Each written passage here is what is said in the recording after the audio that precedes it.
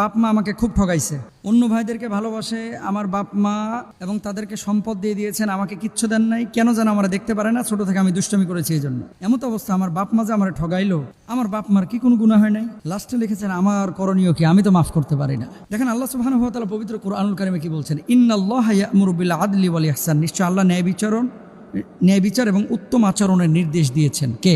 আল্লাহ। আপনার বাপ মা আপনাকে ঠগিয়েছে, আপনার সাথে হক নিয়ে টানাটানি করেছে, হয়তো একটা বয়সে যাওয়ার পরে, কিন্তু 7-8 বছর 10 বছর তখন যদি বাপ মা সাপোর্ট না দিতেন, সে সময় আপনি দাঁড়াইলেন কিভাবে?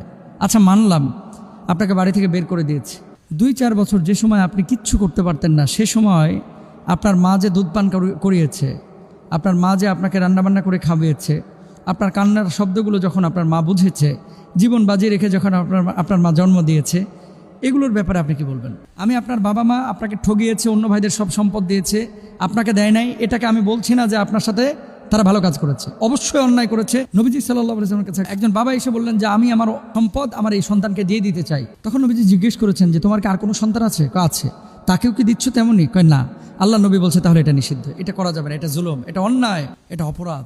সন্তান দুষ্ট হোক ভালো হোক, হ্যাঁ একটা ছেলে আপনার পেছনে 10 লক্ষ টাকা খরচ করেছে, তাকে বিনিময় স্বরূপ আপনি 10 লাখ দিতেই পারেন, যে আপনার এই ছেলে আপনার ক্যান্সারের ট্রিটমেন্ট করেছে, এই ছেলে আপনার হার্টে রিং পরানোতে সহযোগিতা করেছে, বিনিময় স্বরূপ আপনি বাবা হিসেবে তাকে আপনি এটা দিতে পারেন যে আমি তোমার এই খেদমতের কারণে আমি তোমাকে দিলাম, তুমি খরচ করেছো। কিন্তু সম্পদ বন্টনের ক্ষেত্রে যে আপনি এক ছেলেকে বেশি দিবেন আর এক ছেলেকে কম দিবেন, এটা কিন্তু জায়েজ নাই ভাই, এটা জায়েজ নাই। এরপর আল্লাহ সুবহানাহু ওয়া তাআলা কি বলছেন, ওয়াইদা কুলতুম ফাদিলু ওয়ালাউ কানা যা কুরবা, তোমরা যখন কথা বলবে তখন ন্যায়ের সাথে কথা বলবে, ন্যায়ের কথা বলবে, ইভেন যদি সে নিকট আত্মীয় হয়।